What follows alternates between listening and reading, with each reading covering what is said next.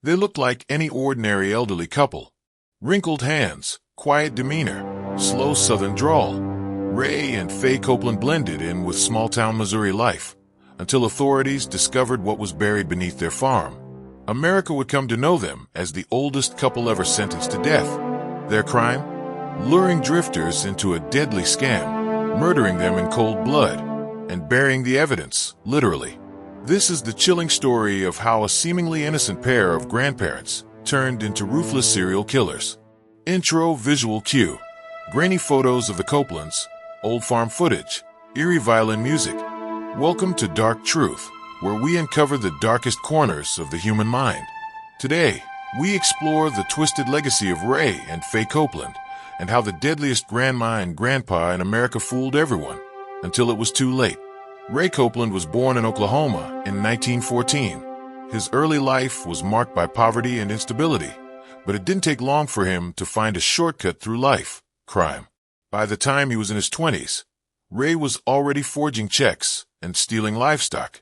Petty fraud, cons, and short prison stints became his routine. Faye, born in 1921, was the opposite, or so it seemed. Quiet, loyal, and devoted to family. She met Ray in the 1940s, and despite his reputation, she married him. Together, they had 5 children.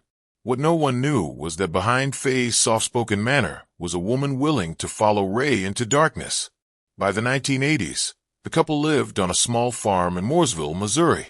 Ray, despite his age, kept running scams, buying and selling cattle using stolen checks. But he needed a front, someone who wouldn't be recognized. That's when the plan turned deadly. Ray began hiring drifters and transients from homeless shelters and soup kitchens, offering them room and board in exchange for helping him with farm work. These men had no family, no paper trail, and no one looking for them. He'd use their identities to write fake checks, buy cattle, and disappear before the fraud was detected. When he was done with them, the men vanished. One by one, some were shot in the head. Others were buried in shallow graves. A few ended up in wells. No one asked questions. No one even knew they were gone, until one of them survived. Jack McCormick was a lucky man, or maybe just lucky enough to live. In 1989, he walked into the police department in Nebraska and told a story so bizarre, they almost didn't believe him. He said Ray Copeland had hired him, tried to involve him in a scam, and then took him to a remote barn to kill him. But Jack escaped. And he remembered something crucial, where Ray had taken the others. Authorities obtained a search warrant for the Copeland farm. What they found was horrifying. Part 4. The Discovery, a Farm of Death.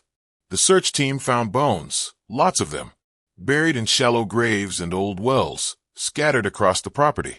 Forensic analysis confirmed what they feared: 5 bodies. All men. All shot in the back of the head, with the same weapon.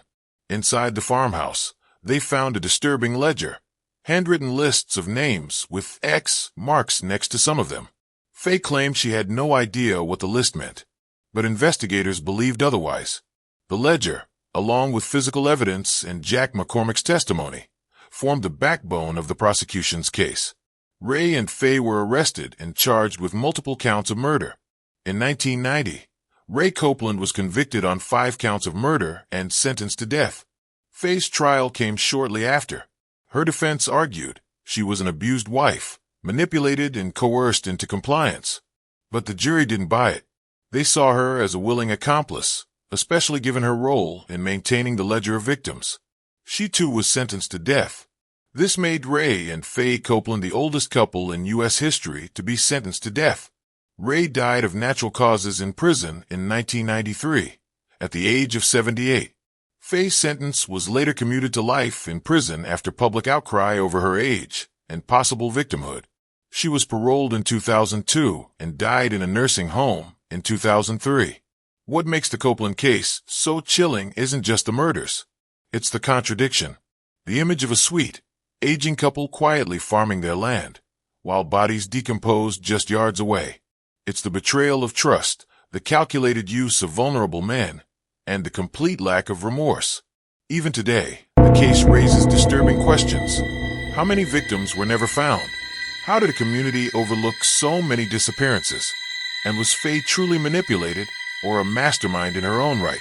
Ray and Faye Copeland wore the mask of normalcy, but behind it, they were killers, methodical, cold, and forgotten by time. If this story sent chills down your spine, subscribe to Channel Name for more true crime cases that dive deep into the minds of the unthinkable.